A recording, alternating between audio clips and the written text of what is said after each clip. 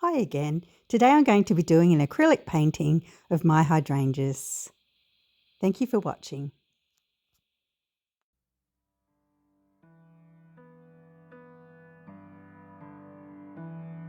I came across this photo recently. It popped up in my Facebook memories. I'd taken it about 10 years ago and had completely forgotten about it. At the time I thought to myself, one day I'll paint this. The flowers were taken from my Auntie Erlene's back garden. She had invited me into her beautiful little backyard, and the first thing that caught my eye were her hydrangeas. I remembered saying, "Oh, I just love hydrangeas. They remind me of my grandma's house." My grandma lived on an acreage in Mount Hutton, Newcastle, which is now built up and part of suburbia. As a child, I was mesmerised by the hydrangeas lining one side of her house. I would stop and admire the colours. Clusters of pinks, blues and soft purples, with my favourite being the vibrant blue ones. I later learnt that the colours are influenced by the pH of the soil. The more acidic, the bluer the blooms, and the more alkaline makes them pinker. When I mentioned to Auntie Erlene that the flowers reminded me of Grandma, she didn't hesitate. She grabbed the scissors and snipped off a few blooms for me. I brought them home, placed them in a vase on my table, and admired them in the golden afternoon light. That's when I decided to take the photo, capturing the moment forever. To me, that's what art is all about, preserving a moment in time and stirring emotions. While I usually focus on portraits for others, this time I wanted to indulge in something deeply personal. I knew painting those hydrangeas would be a challenge with all the intricate details, but I felt ready to take it on. It's amazing how much we grow as artists. Like 10 years ago, I wouldn't have even had the skill or the patience for a piece like this, but now it feels like the perfect time. Sometimes it really is all about the timing. And a lot of my knowledge has come from watching YouTube clips, just like this. Apart from doing commissions, I prefer to use my own reference photos for artworks that I plan to sell.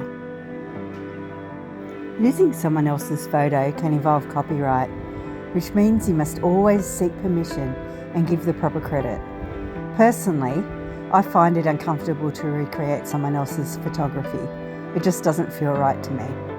Using my own photos simplifies the process, and it's incredibly rewarding, knowing that every aspect of the artwork is entirely my own from start to finish. Capturing my own reference photos has been a steep learning curve. It's not just about taking the picture, it's about editing it into something paint-worthy before I even pick up my paintbrush. However, this process has helped me grow as both a photographer and an artist. I'm also committed to ensuring my art stands out. I want to avoid creating one of those paintings you see repeatedly, where multiple artists have used the same reference photo. It's reassuring to know that when someone buys my art, they're getting something truly unique. Something they won't find replicated elsewhere. I wanted the colour palette to be soft and bring a sense of calmness and elegance. You may be wondering what type of acrylic paints I like to use. Usually I like to use Atelier, the interactive acrylics.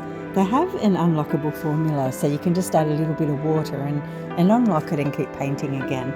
So I really do like using these. The colours that I've used for this painting is one called Pacific Blue, mixed with a little bit of titanium white. And the pinker flowers, I've used a plum pink with white and also some permanent alizarin. I also mix this with my Payne's Grey to create my very darks. This gives a warmer dark effect, and just for a cooler dark effect I just use a straight Payne's Grey. And smooth gradients within the petals mimic the natural variations in the colour, enhancing the realism.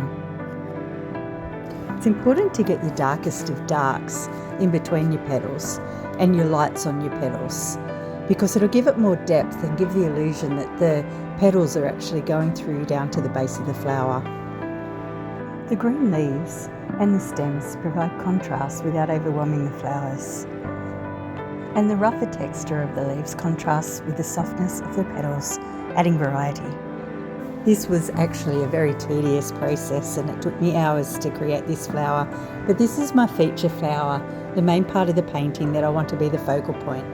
So it's worthwhile taking the time and getting it right.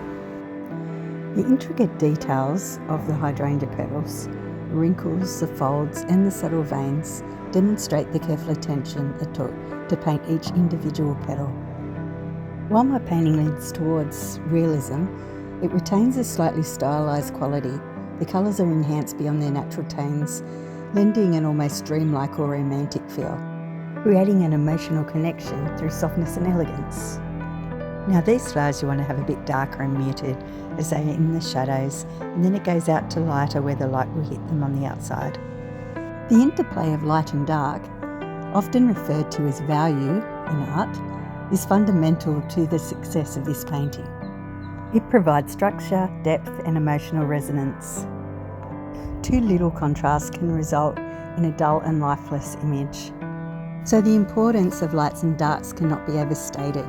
They bring the flowers to life, ground them in space and engage the viewer emotionally.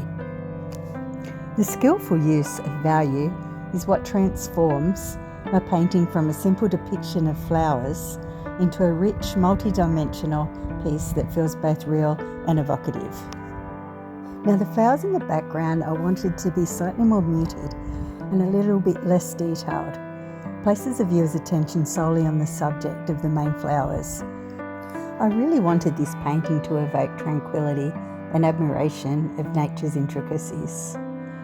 The hydrangeas symbolise gratitude, grace and abundance, and the soft colour palette and the gentle textures contribute to a calming and introspective mood.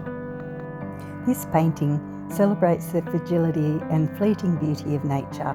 It combines technicality with artistic sensitivity, resulting in a work that is visually captivating and emotionally resonant. It invites the viewer to pause and appreciate the elegance just found in everyday objects. And this is the end result. Please stay tuned and keep up to date. Subscribe to my page to find more videos to come. Thank you so much for watching. Bye for now.